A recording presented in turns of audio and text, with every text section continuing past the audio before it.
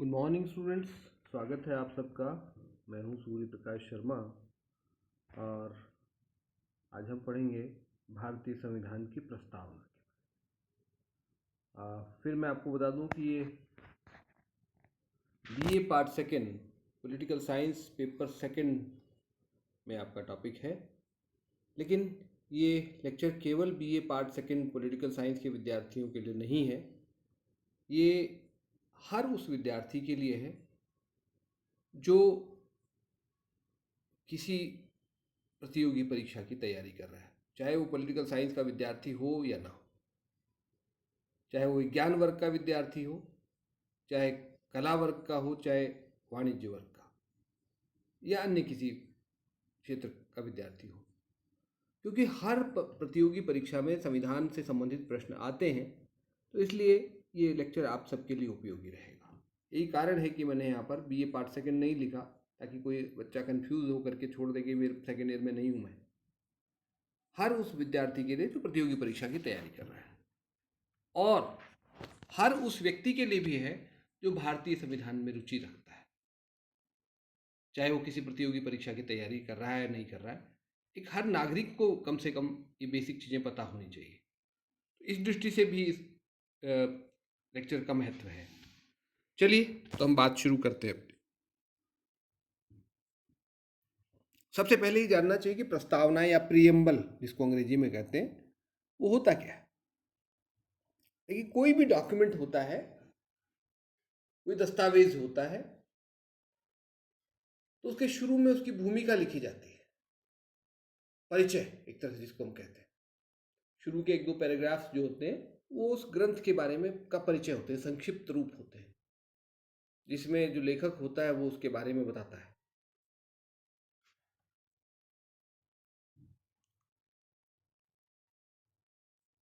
तो इस दृष्टि से जो प्रस्तावना है उसको भूमिका भी कहते हैं। कई बार प्रोलोग अंग्रेजी में शब्द है, और भी कई सारे शब्द इससे मिलते जुलते हैं। यहाँ पर हमने प्रियम्बल शब्द रखा है। तो किसी भी दस्तावेज का संक्षिप्त एवं परिचयात्मक वक्तव्य जो उसके दर्शन तथा उद्देश्यों को स्पष्ट करता हो, प्रस्तावना कहते हैं। यानी उस डॉक्यूमेंट ये का उद्देश्य क्या है, क्यों ये तैयार किया जा रहा है, और उसका में क्या है, इसकी व्याख्या उसमें संक्षिप्त रूप उसमें मौजूद होता है। यहाँ पर क्योंकि प्रस्तावना की बात कर रहे हैं तो कानून के संदर्भ में कर रहे हैं। संविधान भी एक प्रकार का कानून है, तो कानून और संविधान के संदर्भ में जब हम प्रस्तावना शब्द का प्रयोग करते हैं तो उसका एक विशिष्ट अर्थ होता है। उसमें संविधान निर्माताओं के क्या मंतव्य रहे, यानी उनकी आकांक्षाएं क्या रही, उद्देश्य क्या रहे, ऐतिहासिक पृष्ठभूमि क्या थी जिसमें संविधान का निर्माण हो रहा है, तथा उस राष्ट्र के मूलभूत मूल्य और सिद्धांत कौन से हैं, उनका उन सब चीज़ों का उल्लेख प्रस्तावना में किया जाता है। यानी मुख्य रूप से प्रस्तावना में उन परिस्थितियों का जिक्र हो सकता है जिन परिस्थितियों में संविधान का निर्माण किया जा रहा है, कानून बनाया जा रहा है, क्यों बनाया जा रहा है, आखिर उसका उद्देश्य क्या है, ये बताया जाता है उसमें।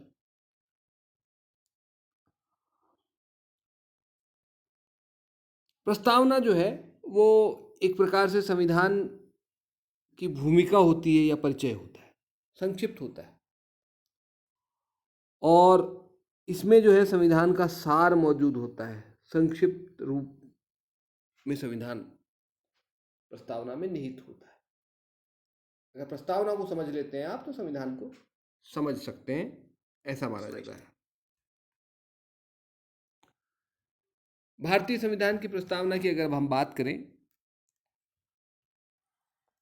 तो मैं आपको कुछ महत्वपूर्ण बातें इसके बारे में बताता हूँ। सबसे पहली बात कि संयुक्त राज्य अमेरिका के संविधान की प्रस्तावना से प्रेरित है। देखिए, संविधानों में जो प्रस्तावना जोड़ने का चलन है आधुनिक समय में, वो अमेरिका से शुरू होता है। आपको पता है संयुक्त राज्य अमेरिका ने 1787 में अपना संविधान लिखा और 1789 से वो लागू हो गया था। तो उस संविधान की एक प्रस्तावना थी जो शुरू होती थी, we the people of United States of America. हमारी प्रस्तावना भी कुछ इसी तरह से शुरू होती है, we the people of India. तो इस पर जो है अमेरिका की प्रस्तावना का सीधा सीधा प्रभाव हमें दिखाई पड़ता है। और ये क्योंकि अमेरिका आधुनिक समय में संविधान लिखित रूप में तैयार करने वाला पहला देश था, तो अन्य बहुत सारे देशों या अंतर्राष्ट्रीय संगठनों के संविधानों में भी ये शब्दावली दिखाई पड़ती है। जैसे संयुक्त राष्ट्र जो है, जिसको आप यूएनओ कहते हैं, उसकी प्रस्तावना भी इसी तरह से शुरू हुई, we the people of United States, United Nations, we the people of United Nations, हम संयुक्त राष्ट्र के लोग, इस प्रकार से शुरू होती है। दूसरी बात, ये जो प्रस्तावना है वो कहाँ से आई, उसका आधार क्या है, उसमें जो विचार नहीं थे वो कहाँ से आए? वो पंडित नेहरू द्वारा 13 दिसंबर 1946 को संविधान सभा में प्रस्तुत किए गए उद्देश्य प्रस्ताव पर आधारित है। पंडित नेहरू ने, आपको मैंने बताया था पिछले लेक्चर में कि 13 दिसंबर 1946 को संविधान सभा में एक उद्देश्य प्रस्ताव रखा था, जिसमें भारत के भावी सरकार या शासन का ढांचा क्या होगा इसकी चर्चा थी, और किन उद्देश्यों के लिए संविधान बनाया जा रहा है, जनता को क्या अधिकार मिलेंगे, कौन कौन सी बातें महत्वपूर्ण थी उसमें, उन सब की चर्चा उसमें उन्होंने की थी। इस उद्देश्य प्रस्ताव को संविधान सभा ने 22 जनवरी 1947 को पारित कर दिया था। और इस उद्देश्य प्रस्ताव में जो सिद्धांत और मूल्य निहित थे, वही प्रस्तावना में कमोबेश रूप में निहित है। तीसरी बात ये कि प्रस्तावना को संविधान निर्माण प्रक्रिया के अंत में जोड़ा गया था। सबसे आखिर में प्रस्तावना जोड़ी गई थी। सबसे शुरुआत उद्देश्य प्रस्ताव से हुई, फिर पूरा संविधान लिख करके तैयार हो गया, और अंत में 26 नवंबर 1949 को प्रस्तावना पर वोटिंग हुई और उसको पारित किया गया। वोटिंग मतलब उस पर सहमति बनी। वोटिंग तो हमारे यहाँ हुई नहीं थी, आपको पता है, सर्वसम्मति से सारा संविधान का निर्माण हुआ था। तो वोटिंग जैसी कोई चीज़ नहीं हुई थी। ये हमारी संविधान सभा की एक विशिष्ट कार्यप्रणाली की एक विशिष्ट विशेषता है। तो कहने का मतलब है कि सबसे अंत में प्रस्तावना को जोड़ा गया था। क्यों? इसका जवाब अगली लाइन में देखिए।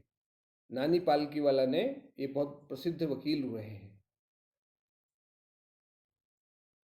नानी पालकीवाला ने क्या कहा है कि संविधान का परिचय पत्र का आइडेंटिटी कार्ड, आइडेंटिटी कार्ड कब बनता है? अंत में ही बनता है। जैसे आप कॉलेज में एडमिशन ले लेते हैं, फॉर्म भरते हैं, एडमिशन हो जाता है आपका, फीस जमा करने के बाद आपको सेक्शन मिल जाता है, सब्जेक्ट मिल जाते हैं, तब फिर आपका आइडेंटिटी कार्ड बनता है। ऐसे ही जब हमने अपना संविधान लिख लिया पूरा, तब हमने फिर उसका आइडेंटिटी कार्ड यानी प्रस्तावना को तैयार किया, उसको संक्षिप्त रूप में तैयार किया।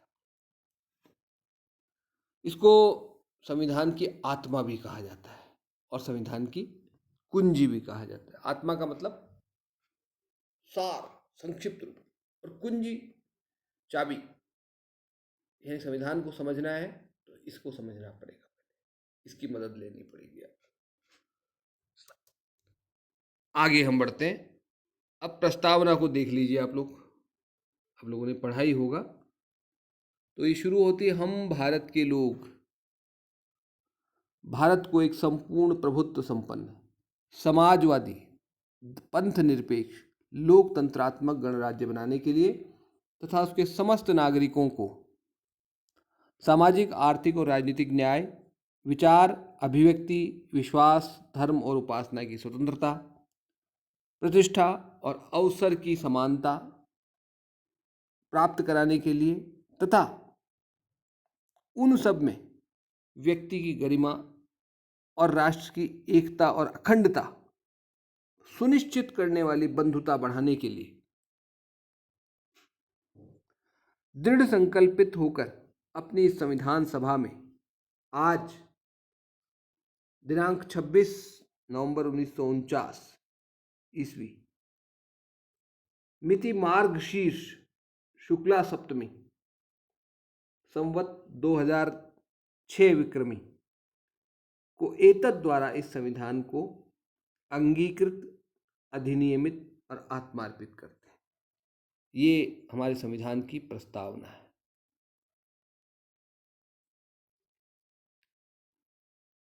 कितने सुंदर शब्दों में इसमें पूरे संविधान को शामिल कर लिया गया है एक तरह से। अच्छा, इसमें मैंने कुछ शब्द अंडरलाइन किए हुए हैं, देखें आप।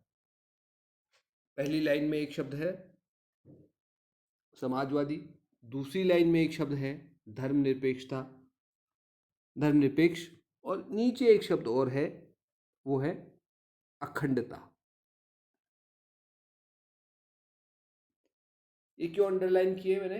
इसलिए किए क्योंकि ये मूल प्रस्तावना में नहीं थे। जो सब 1949 में जब प्रस्तावना तैयार हुई थी, संविधान तैयार हो गया था, उसमें नहीं थे ये तीनों शब्द। ये बाद में जोड़े गए थे 42वें संविधान संशोधन 1976 के द्वारा। इसलिए मैंने इन तीनों को अंडरलाइन किया, आप लोग याद रखें इस बात को। आगे बढ़ा जाए। प्रस्तावना के घटक क्या है? घटक माने पार्ट्स, कॉन्स्टिट्यूएंट एलिमेंट्स। तो जो पूरी प्रस्तावना हमने पढ़ी, उसके 4 भाग दिखाई पड़ते हैं, 4 घटक हैं उसके। पहला भाग जो है वो सत्ता का स्रोत बताता है कि जो संविधान निर्मात्री जो सभा थी, उसकी सत्ता कहाँ से थी। तो पहला भाग है we the people of India, हम भारत के लोग। ये जो पंक्ति है या वाक्यांश है, ये बताता है कि संविधान निर्मात्री सभा की शक्ति का स्रोत क्या था, किसने बनाया संविधान, या संविधान सभा ने किसकी ओर से बनाया, किससे शक्ति प्राप्त करके बनाया। आपको पता है कि वैसे तो इस संविधान सभा का गठन कैबिनेट मिशन योजना के तहत हुआ था, लेकिन वास्तव में जो संविधान निर्माण का कार्य कर रही थी वो जनता की ओर से। तो we the people of India, ये जो शब्दावली है, हम भारत के लोग, शुरू के जो 4 शब्द हैं, ये प्रस्तावना संविधान निर्मात्री सभा की शक्ति के स्रोत को बताते हैं। दूसरी बात, भावी जो भारतीय राज्य होगा उसकी प्रकृति क्या होगी, नेचर ऑफ स्टेट क्या रहेगा, दूसरा पार्ट ये बताता है। वो क्या क्या है? जैसे मैंने बताया, हम भारत के लोग भारत को एक संपूर्ण प्रभुत्व संपन्न, समाजवादी, धर्मनिरपेक्ष, पंथ निरपेक्ष, लोकतांत्रिक गणराज्य बनाने के लिए 4-5 शब्द हैं इसमें। पिछली स्लाइड पे जाके देख लीजिए आप लोग, या मैं दिखा देता हूं आपको। तो इसमें यह बताया गया है कि भावी राज्य कैसा होगा भारत का, उसका स्वरूप क्या होगा। अर्थात 4-5 शब्द हैं इसमें मुख्य रूप से। संप्रभुता संपन्न, प्रभुसत्ता संपन्न, संपूर्ण प्रभुत्व संपन्न जिसको हम कह रहे हैं। सॉवरिन, अंग्रेजी का एक शब्द है सॉवरिन, यानी भावी जो राज्य होगा वो सॉवरिन होगा, संपूर्ण प्रभुत्व संपन्न होगा, यानी इस पर आंतरिक दृष्टि से ये सर्वोच्च होगा और बाहरी दृष्टि से स्वतंत्र होगा। आगे बात करेंगे इन शब्दों की हम। दूसरा शब्द है समाजवादी, तीसरा है धर्मनिरपेक्ष, चौथा लोकतांत्रिक, और पांचवा गणराज्य। ये 5 शब्द जो हैं, ये भावी राज्य की प्रकृति को स्पष्ट करते हैं।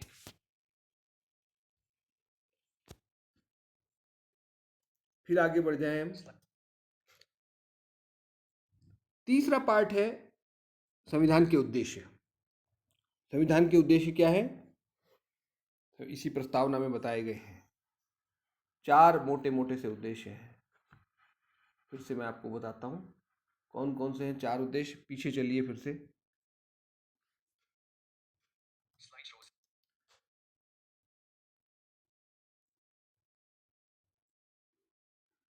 चौथी लाइन पे आ जाइए। सामाजिक, आर्थिक और राजनीतिक न्याय, नागरिकों को सामाजिक, आर्थिक और राजनीतिक न्याय उपलब्ध कराना, ये पहला उद्देश्य। दूसरा, विचार, अभिव्यक्ति, विश्वास, धर्म और उपासना की स्वतंत्रता। तीसरा, प्रतिष्ठा और अवसर की समता। और चौथा, राष्ट्र की एकता और अखंडता सुनिश्चित करने वाली बंधुता बढ़ाने के लिए। यानी 4 उद्देश्य हैं, संक्षेप में कहे तो न्याय, स्वतंत्रता, समानता और बंधुता। 4 उद्देश्यों के लिए संविधान बनाया जा रहा है, ये प्रस्तावना में स्पष्ट किया गया है। और चौथी और अंतिम बात, अधिनियमन की तारीख या तिथि। कब ये संविधान अधिनियमित हुआ, तो वह 26 नवंबर 1949 का जिक्र लास्ट पार्ट में आता है, जिसको आप बता सकते हैं। तो ये 4 घटक हैं हमारी प्रस्तावना के, इनको तोड़ हमने 4 भागों में समझने के लिए। अब हम प्रस्तावना के प्रमुख शब्दों की बात करेंगे। कौन कौन से शब्द हैं? जैसे मैंने आपको बताया था, पहला संप्रभुता। संप्रभुता का मतलब क्या है कि भारत उपनिवेश अथवा अधिराज्य नहीं है। जो भावी राज्य होगा भारत का, वो उपनिवेश नहीं होगा किसी राज्य का, और न अधिराज्य होगा। उपनिवेश मतलब कॉलोनी, कॉलोनी का मतलब किसी राज्य के अधीन, जैसे भारत ब्रिटेन के अधीन था लंबे समय तक। अधिराज्य क्या होता है? अधिराज्य मतलब होता है कि आंतरिक मामलों में स्वतंत्र, या कह सकते हैं कि उनका जो मुखिया है वो अभी भी ब्रिटिश सम्राट बना रहे, इस प्रकार की स्थिति। यानी जैसे हम तो पूरी तरह स्वतंत्र हो गए, हमारा जो कार्यपालिका प्रधान है वो राष्ट्रपति हो गया। बहुत सारे देश ऐसे हैं जो ब्रिटेन के उपनिवेश थे पहले, बाद में उन्होंने अधिराज्य स्थिति, डोमिनियन स्टेटस ले लिया।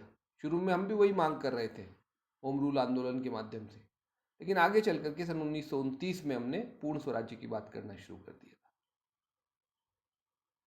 ऑस्ट्रेलिया, कनाडा, न्यूजीलैंड, ये सब देश जो हैं आज भी इनके डोमिनियन स्टेटस है इनका। वैसे वहाँ के पूरी तरह से ब्रिटेन से आज़ाद हैं आज ये, लेकिन वो आज भी ब्रिटिश सम्राट को अपना संवैधानिक प्रधान मानते हैं, इसलिए वो अधिराज्य स्थिति है उनकी। लेकिन भारत ऐसा नहीं होगा। संपूर्ण प्रभुत्व का मतलब ये है। आंतरिक तथा बाहरी मामलों में स्वतंत्र होगा भारत, इसका मतलब ये भी है। तीसरी बात यह है कि भारत को नए भूभाग प्राप्त करने का अधिकार होगा, और भारत अपना भूभाग किसी को दे भी सकता है, दूसरे देश को। जैसे हमने बेरूबारी मामले में बांग्लादेश को कुछ हिस्सा दिया था, और अभी हाल ही के वर्षों में संभवतः 2015 था, तो उसमें 100वें संविधान संशोधन के द्वारा भारत और बांग्लादेश के बीच में कुछ टेरिटरी, कुछ क्षेत्रों का आदान प्रदान हुआ। एनक्लेव्स जिनको कहते हैं, छोटे छोटे एरियाज थे, उनका आदान प्रदान हुआ, और भारत और बांग्लादेश की जो सीमा टेढ़ी मेढ़ी थी उसको सीधा कर लिया हमने। यानी हम अपनी भूभाग दे भी सकते थे और दूसरे से प्राप्त भी कर सकते हैं। जैसे हमने गोवा को प्राप्त किया था पुर्तगाल से, पांडिचेरी को हमने फ्रांस से प्राप्त किया, अपने में मिला लिया, सिक्किम को हमने मिलाया। ये हम इस प्रकार से मिला भी सकते हैं और अपना भूभाग दे भी सकते हैं। और चौथी बात, भारत जो राष्ट्रमंडल का सदस्य है या संयुक्त राष्ट्र संघ का सदस्य है, तो ये हमारी संप्रभुता के खिलाफ नहीं है, क्योंकि ये हमने अपनी स्वेच्छा से इन दायित्वों को स्वीकार किया। हम पर बाध्यकारी नहीं, हम जब चाहें छोड़ सकते हैं संयुक्त राष्ट्र को या राष्ट्रमंडल को। ये हमने अपने राष्ट्रीय हितों को ध्यान में रखते हुए हमने इनमें शामिल होना तय किया है।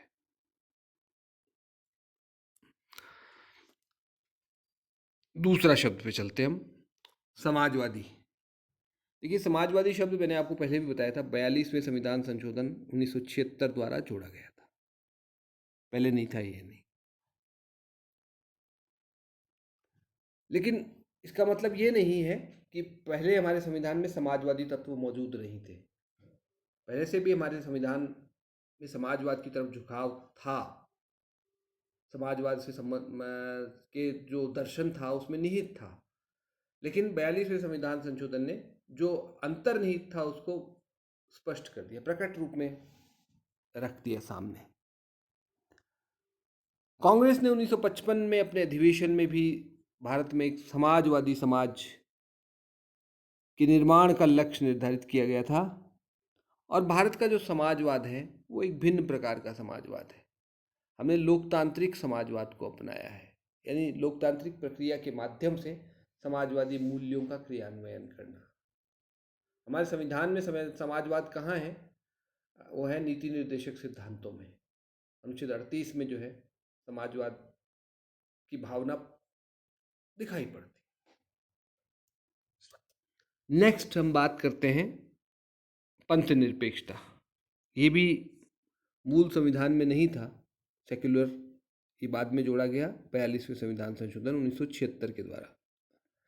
लेकिन यहाँ पर भी स्थिति वही है कि मूल संविधान में भले हमारे पंथ निरपेक्षता शब्द नहीं रहा हो, भारत का संविधान पंथ निरपेक्ष तब भी था, और उतना ही पंथ निरपेक्षता जितना इस शब्द के जोड़े जाने के बाद हुआ। एक राजनीतिक निर्णय था। बहरहाल अगर हम अपने संविधान की बात करें तो संविधान में कहाँ पंथ निरपेक्षता दिखाई पड़ती है? हमने पंथ निरपेक्षता के सकारात्मक रूप को अपनाया, अर्थात हम सभी धर्मों की समानता में विश्वास करते हैं, सभी धर्मों का सम्मान करते हैं और सभी धर्मों को समान संरक्षण प्रदान करते हैं, किसी के साथ कोई भेदभाव नहीं करते। ये पश्चिम की धारणा से भिन्न है, जहाँ नकारात्मक दृष्टिकोण को अपनाया जाता है। वो राज्य और धर्म को अलग अलग करना चाहते हैं। हमारे यहाँ अलग प्रकार का माहौल था, अलग प्रकार के मूल्य हैं, इसलिए हमने धर्म को पृथक करने के बजाय हमने धर्म के आधार पर भेदभाव का निषेध किया है।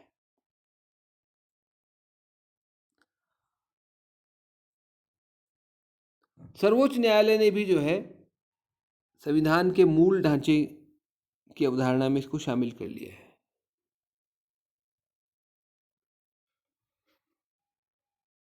SR बोम्मई का केस था 1994 में, उसमें जो है ये निर्णय दिया न्यायालय ने कि धर्मनिरपेक्षता संविधान के मूल ढांचे में शामिल है। आगे हम बढ़ते हैं तो अगला शब्द है हमारा लोकतंत्र।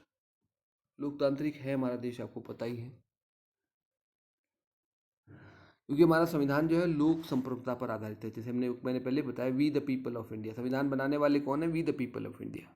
जनता ने बनाया है, एक तरह से जनता की ओर से प्रतिनिधियों ने बनाया।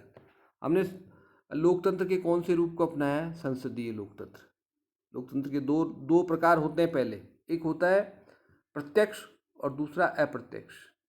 तो यहाँ पर हमने अप्रत्यक्ष यानी प्रतिनिध्यात्मक लोकतंत्र को अपनाया है। प्रत्यक्ष लोकतंत्र केवल अब स्विट्जरलैंड के कुछ प्रांतों में दिखाई पड़ता है, अन्यत्र सब जगह मतलब प्रतिनिध्यात्मक लोकतंत्र है, अप्रत्यक्ष लोकतंत्र है। और अप्रत्यक्ष लोकतंत्र के भी दो मुख्य रूप हैं, अध्यक्षात्मक जो संयुक्त राज्य अमेरिका में है, और दूसरा संसदीय जो ब्रिटेन में है। हमने संसदीय लोकतंत्र को अपनाया है। वैसे प्रस्तावना की बात अगर हम करें तो प्रस्तावना में लोकतंत्र शब्द के व्यापक अर्थ में प्रयोग किया गया है। इसमें सामाजिक राजनीतिक लोकतंत्र के साथ साथ सामाजिक और आर्थिक लोकतंत्र की भी बात की गई है।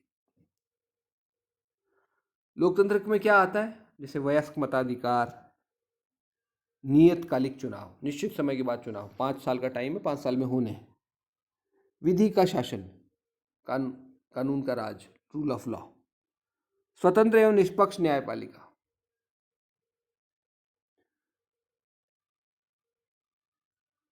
कुछ आधारों पर जनता के साथ भेदभाव का निषेध, जैसे जाति, धर्म, लिंग आदि के आधार पर भेदभाव नहीं हो सकता। और नागरिकों के मौलिक अधिकार, ये सब जो है हमारे लोकतंत्र की धारणा में शामिल होते हैं। नेक्स्ट स्लाइड पे चलते हैं हम, और वो है गणतंत्र। गणतंत्र मतलब क्या होता है? पहली बात तो ये है कि निर्वाचित कार्यपालिका प्रधान।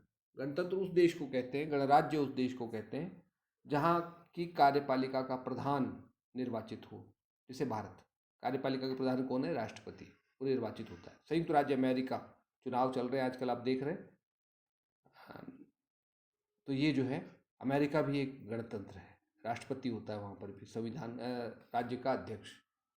ब्रिटेन इसके विपरीत, वहाँ पर राजतंत्र है, वहाँ राजा होता है प्रमुख, है संसदीय वो भी, लेकिन गणतंत्र नहीं है, वो राजतंत्र है। हम गणतंत्र हैं। गणतंत्र का एक मतलब ये भी है कि संप्रभुता जनता में निहित होगी, किसी व्यक्ति विशेष या वर्ग विशेष में नहीं होगी। और तीसरी बात यह है कि विशेषाधिकार प्राप्त वर्ग का अभाव है। गणतंत्र में ये भी नहीं था, कोई वर्ग विशेष को विशेषाधिकार प्राप्त नहीं है, सब समान है। नेक्स्ट शब्द है आपका न्याय। न्याय का हमारे यहाँ जो है सामाजिक, राजनीतिक और आर्थिक पक्ष पर बल दिया गया है। सामाजिक न्याय का मतलब क्या है कि सामाजिक आधार पर भेदभाव के बिना नागरिकों के प्रति समान व्यवहार तथा समाज के पिछड़े वर्गों के उत्थान के लिए सकारात्मक प्रयास।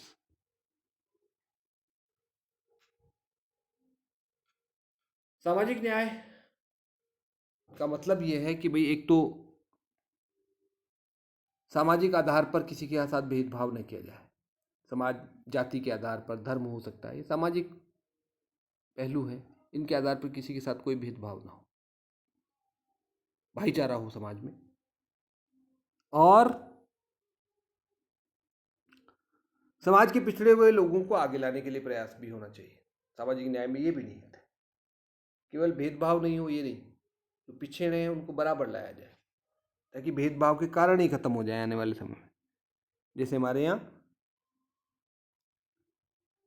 आरक्षण की व्यवस्था के माध्यम से पिछड़े वर्गों को आगे लाने का प्रयास किया जा रहा है और काफ़ी अच्छे परिणाम उसके दिखाई पड़ते हैं, आपको पता है।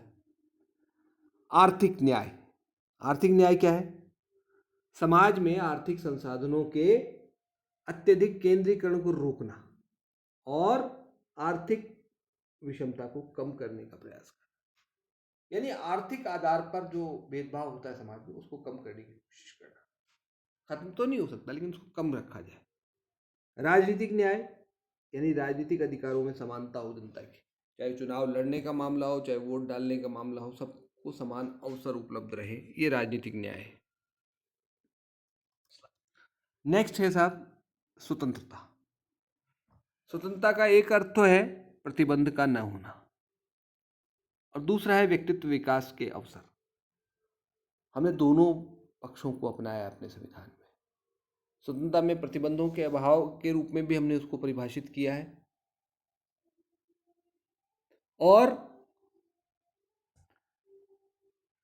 व्यक्तित्व विकास के अवसर के संदर्भ में भी हमने इसको परिभाषित किया। स्वतंत्रता के दोनों पहलुओं को हमने अपनाया। संविधान में अपनी प्रस्तावना में कौन कौन सी स्वतंत्रताओं की बात की गई है? विचार करने की स्वतंत्रता, अभिव्यक्त करने की स्वतंत्रता। विचार करने का मतलब आप सोच सकते हैं, फिर अभिव्यक्त भी कर सकते हैं। विश्वास यानी धर्म की स्वतंत्रता को, विश्वास, धर्म और उपासना की स्वतंत्रता, ये स्वतंत्रताएं हमको प्रस्तावना में इनका उल्लेख है।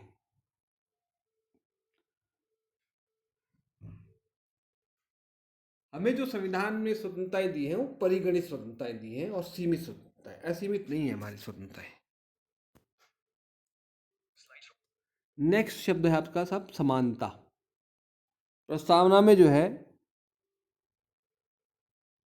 समानता की बात की गई है, तो उसमें दो बातें हैं, आपने देखा है, प्रतिष्ठा और अवसर की समानता। प्रतिष्ठा का मतलब सबकी समान प्रतिष्ठा रहे, हर व्यक्ति का समान सम्मान हो समाज में, कोई छोटा बड़ा न समझा जाए, कोई किसी के अधीन न माना जाए, यानी सब बराबर हो, विशेषाधिकार प्राप्त वर्ग न हो, कोई यूं कहें कि कोई राय साहब ना हो, कोई राय बहादुर ना हो, सब बराबर हो, कोई लाड साहब ना हो।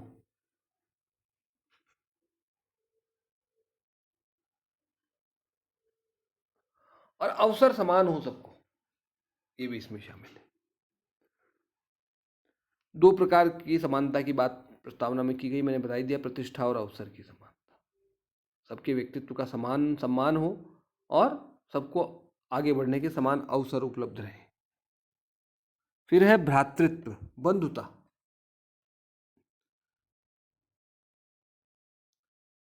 ये तीन जो शब्द थे ना, स्वतंत्रता, समानता और बंधुता, ये फ्रेंच रिवॉल्यूशन से आए थे। 1789 की फ्रांसीसी क्रांति का नारा था, वहां से हमने इस विचार को लिया।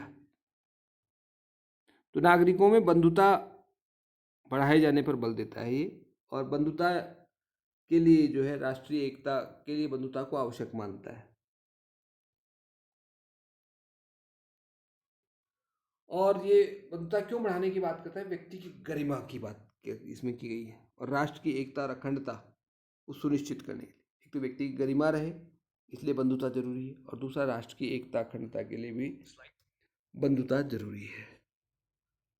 अब अंत में इन शब्दों के बाद प्रस्तावना के महत्व की बात कर लें हम। देखिए, जो प्रस्तावना है उसमें संविधान का मूल दर्शन तथा आधारभूत राजनीतिक एवं नैतिक मूल्य निहित है। जो हमारे आधारभूत राजनीतिक मूल्य हैं, जो हमारा दर्शन है संविधान का, वो प्रस्तावना में शामिल है। अल्लादी कृष्णा स्वामी अय्यर, जो संविधान निर्मात्री सभा के एक सदस्य थे, उन्होंने प्रस्तावना के बारे में कहा है कि ये हमारी सोच तथा सपनों की अभिव्यक्ति है। जो सपने हमने देखे हैं और जो हमारी सोच है उसको अभिव्यक्त करती है। के मुंशी, ये भी एक सदस्य थे, संविधान निर्मात्री सभा के भी थे और ड्राफ्टिंग कमेटी के भी थे। उनका कहना है कि प्रभुत्व संपन्न लोकतांत्रिक गणराज्य की जन्म कुंडली, उन्होंने कहा इसको। पंडित ठाकुरदास भार्गव ने इसको संविधान की कुंजी और संविधान की आत्मा कहा है। और एक अर्नेस्ट बार्कर हुए हैं, एक पश्चिमी ब्रिटिश विद्वान, उन्होंने अपनी किताब की शुरुआत में इस प्रस्तावना का उल्लेख किया और इसका बड़ा सम्मान के साथ उन्होंने इसका उल्लेख किया है। यानी बहुत ही महत्वपूर्ण है ये प्रस्तावना, बहुत ही अच्छे शब्दों में इसको अभिव्यक्त किया गया है। तो ये है हमारे संविधान की प्रस्तावना। इसका महत्व क्या है? महत्व ये है कि ये एक तो हमें संविधान को अगर समझना है तो इसकी जरूरत पड़ेगी, चाबी के रूप में कुंजी है। एक दूसरी बात, अगर संविधान के किसी भाग, किसी शब्द को लेकर के कोई डाउट पैदा होता है तो प्रस्तावना से हमें मार्गदर्शन मिल सकता है। ये संविधान में अगर कोई चीज है तो प्रस्तावना उसको खत्म नहीं कर सकती और न संविधान में कुछ जोड़ सकती है। लेकिन अगर कोई चीज अस्पष्ट है तो उसकी व्याख्या करने में इसकी मदद ली जा सकती है। तो इस प्रकार से ये एक तरह से पथ प्रदर्शक के रूप में इसकी महत्वपूर्ण भूमिका है। ये संविधान का अंग है या नहीं, इसको लेकर के जो है विवाद रहा। शुरू में न्यायालय ने इसको अंग नहीं माना 1960 में बेरूबारी मामले में, लेकिन बाद में इसको संविधान का अभिन्न अंग मान लिया गया। केशवानंद भारती वाद 1973, जो बहुत प्रमुख मामला रहा था भारतीय संवैधानिक इतिहास का, न्यायिक इतिहास का, उसमें इसको संविधान का अभिन्न अंग माना गया। और इसी तरह से बाद में एक LIC का मामला 1995 का है, लाइफ इंश्योरेंस कॉरपोरेशन का, उसमें भी इसको संविधान का अभिन्न अंग माना गया है। और अभिन्न अंग माना गया इसीलिए सन 1976 में इंदिरा गांधी सरकार ने इसमें संशोधन किया। तो कुछ 3 शब्द मैंने आपको बताया जोड़े गए, समाजवादी यानी सोशलिस्ट, सेक्युलर यानी धर्म पंथ निरपेक्ष, और अंतिम इंटीग्रिटी यानी अखंडता। ये 3 शब्द जोड़े गए। अच्छा, धर्मनिरपेक्ष और पंथ निरपेक्ष को थोड़ा सा मैं आपको यहाँ क्लियर कर दूँ। धर्मनिरपेक्ष, पश्चिम में तो एक ही शब्द है इसके लिए, दोनों के लिए, वो है सेक्युलर। हमारे यहाँ 2 अलग अलग शब्द। पंथ का मतलब होता है पूजा पद्धति से है बेसिकली। धर्म को हमारे यहाँ हम कई अर्थों में प्रयोग करते हैं। धर्म हमारे कर्तव्यों के रूप में भी आता है, नैतिक सिद्धांतों के रूप में भी हम धर्म को मानते हैं, और किसी एक पूजा पद्धति के रूप में भी हम धर्म को देखते हैं। तो इस दृष्टि से अगर हम देखें तो धर्म जो है वो व्यापक शब्द है। पंथ का मतलब केवल पूजा पाठ की पद्धति से मतलब है, आराधना उपासना की पद्धति से मतलब है। तो हम उस संदर्भ में हम कह रहे हैं कि हम पंथ निरपेक्ष हैं, धर्म निरपेक्षता की बात नहीं कर रहे हैं, क्योंकि हमने धर्म को कई अर्थों में देखा है। गांधी जी का तो कहना भी ये था कि धर्म से राजनीति को अलग नहीं किया जा सकता। धर्मविहीन राजनीति जो है वो मृत्यु जाल के समान है, गांधी जी के शब्द थे। तो इसी के साथ हम अपनी बात समाप्त करते हैं। आप सबका बहुत बहुत धन्यवाद।